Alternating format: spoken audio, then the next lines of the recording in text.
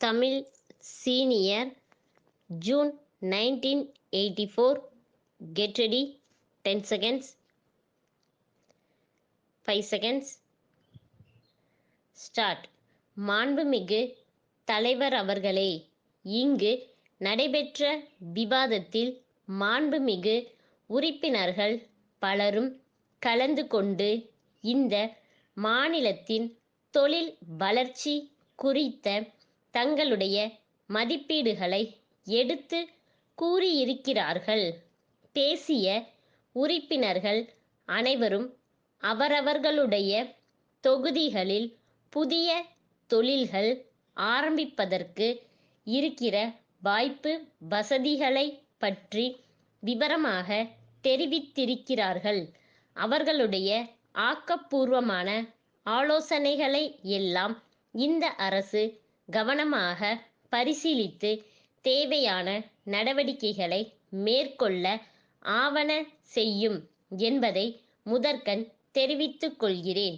கடந்த காலத்தில் நமது மாநிலத்தின் தொழில் வளர்ச்சியை நாம் பார்த்தோமென்றால் புதிய தொழிற்சாலைகள் நகரங்களை சுற்றியே அமைக்கப்பட்டு நடைபெற்று வருவதை காணலாம்.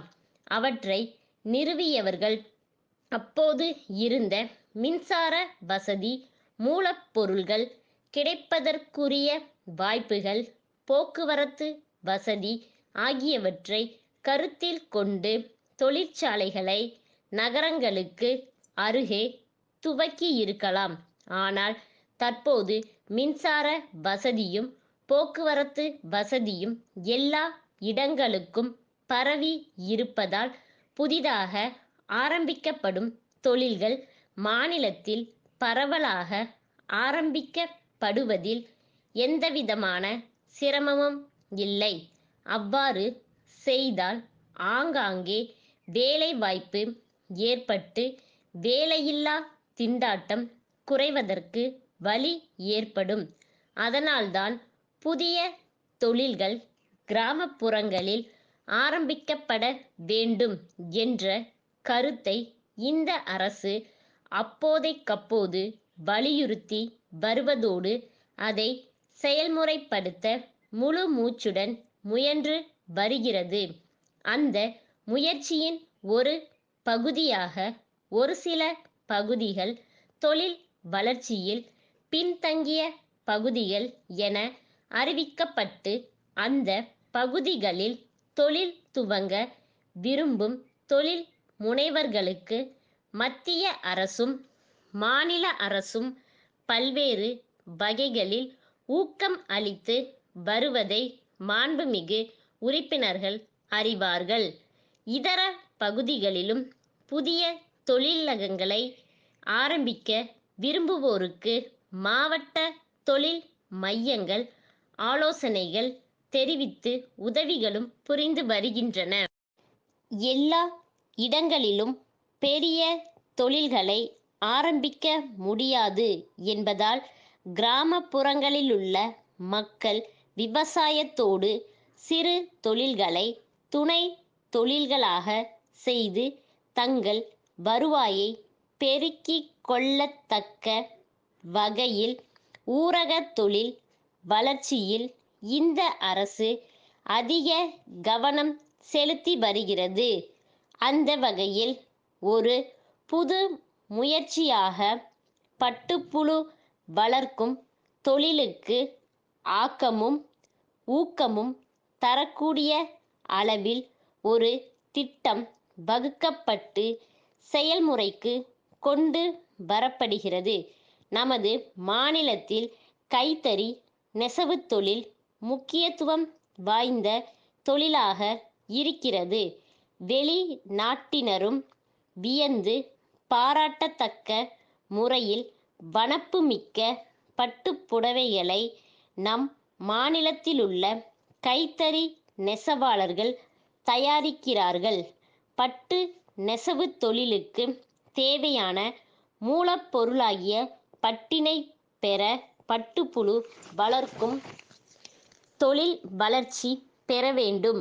அது பட்டுப்புழு மற்றும் பட்டு நெசவுத் தொழிலில் ஈடுபட்டுள்ளவர்களுக்கு உதவிகரமாக அமையும். மதுரை மேலமாசி வீதியிலுள்ள முருகன் நிறுவனத்தினர், சென்னை அண்ணா சாலையிலுள்ள பாலன் நிறுவனத்திற்கு எழுதிய கடிதம்.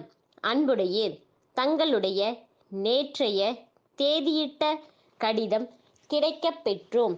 நாங்கள் விற்பனைக்காக அனுப்பி வைக்குமாறு கேட்டிருந்த நவீன சமையல் வாயு அடுப்புகளை நாங்கள் கேட்டிருந்த எண்ணிக்கையில் பாதியளவே அனுப்பியதற்கான காரணங்களை தங்கள் கடிதத்தில் விவரமாக குறிப்பிட்டிருக்கிறீர்கள்.